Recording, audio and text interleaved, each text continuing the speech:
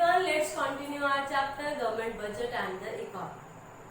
Students, last video में हम discuss कर रहे थे अपने स्ट्रक्चर ऑफ गवर्नमेंट बजट के बारे में कि कौन कौन से कंपोनेंट्स ऑफ गवर्नमेंट बजट है। वहां पे हमने देखा कि दो हमारे मेन कंपोनेंट्स हैं, that is budget receipts and budget expenditure.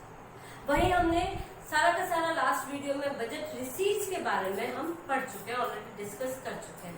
तो वहां के लिए आप उस वीडियो को अगर रिसीट्स के बारे में जानना चाहते हैं तो लास्ट वीडियो जरूर देख लीजिए। आज इस वीडियो में हम पढ़ने वाले हैं बजट एक्सपेंडिचर के बारे में कि बजट एक्सपेंडिचर क्या होता है। Budget expenditure is the estimated expenditure of the government during a fiscal year, कि एक फिस्कल ईयर में, एक अकाउंटिंग ईयर में कितना एक्सपेंडिचर जो एस्टिमेट करके चलती है गवर्नमेंट, उसके बारे में जो बताता है उसको बोलते हैं हम बजट एक्सपेंडिचर, कि कितना एस्टिमेट करके चल रहे, कितना खर्चा हो सकता है इन द नेक्स्ट ईयर। जैसे कि हमने बजट रिसीट्स में पढ़ा था कि that was also divided into two parts, revenue receipts and capital receipts. So similarly in our budget expenditure also, this is also divided into two parts, that is revenue expenditure and capital expenditure. Revenue expenditure कैसे expenditure है?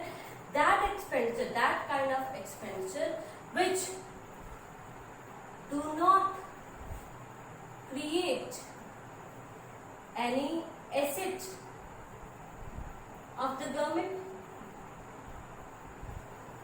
कि ना तो वो कोई asset create करती है, यानी इंक्रीज करती है, and also do not cause any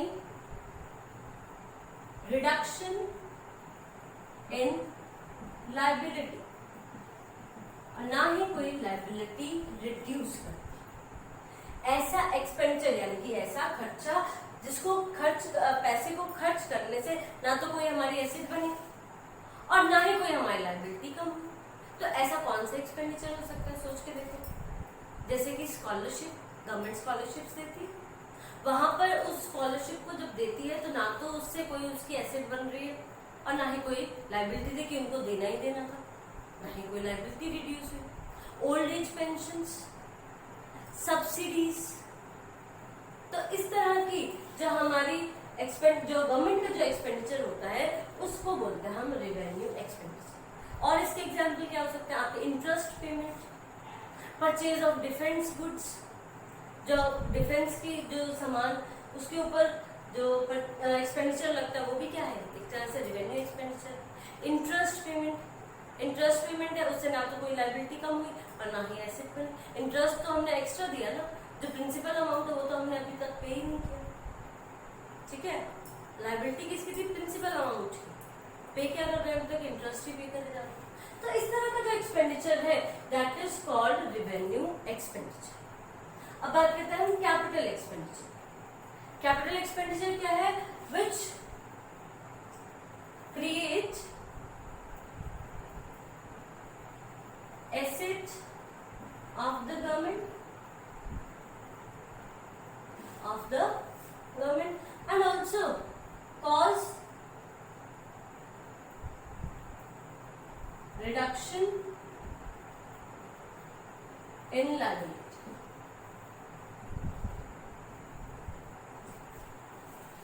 कि एसेट भी क्रिएट करती है और लायबिलिटी भी कम कर देती है, ऐसा एक्सपेंडिचर।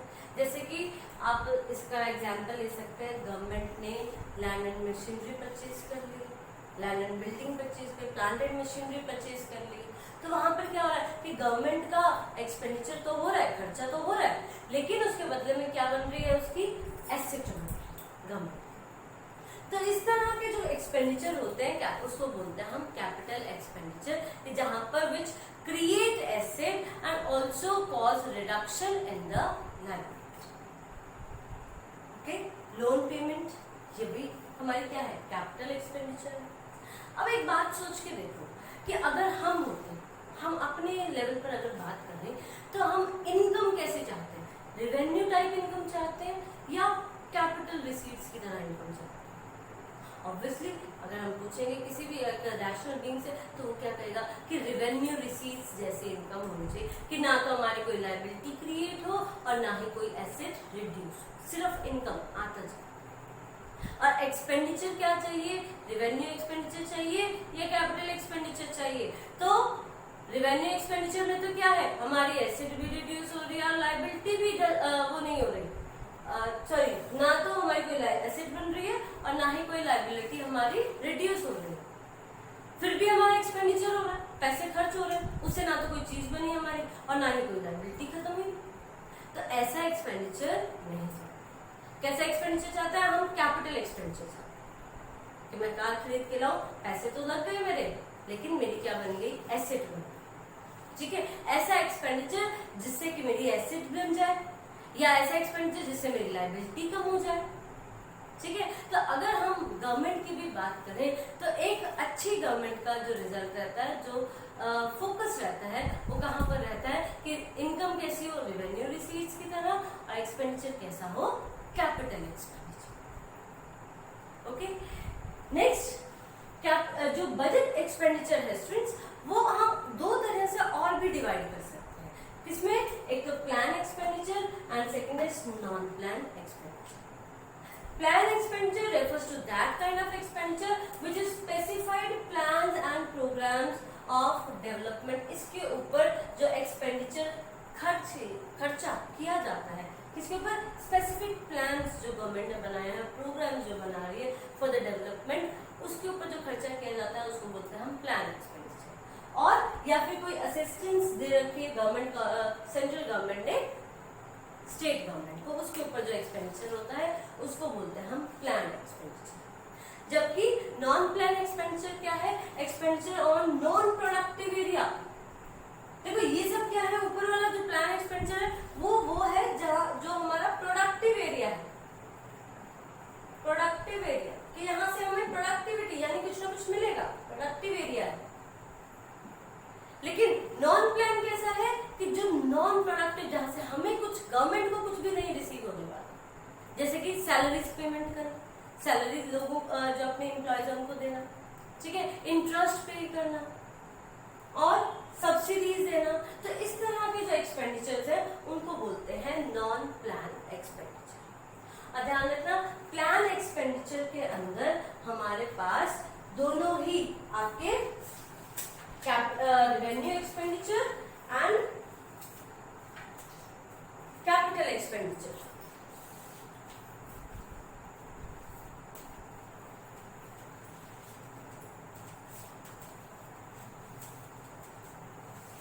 कैसे लिख सकते हैं हम लिख सकते हैं कि प्लान एक्सपेंडिचर में, प्लान एक्सपेंडिचर के अंदर आपका revenue expenditure and capital expenditure दोनों ही इंक्लूड होता है। ओके, तो एक और हम इक्वेशन क्या लिख सकते हैं? एक तो हम लिख सकते हैं बजट, अगर एक्सपेंडिचर की बात करें, बजट एक्सपेंडिचर, बजट एक्सपेंडिचर तो किसमें लिख सकते हैं? एक तो हमारे पास रेवेन्यू एक्सपेंडिचर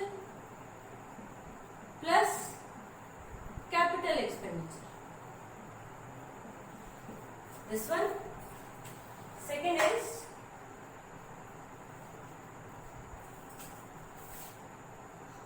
सेकेंड, जो हम इसकी इक्वेशन बना सकते हैं, that budget expenditure is equals to plan expenditure plus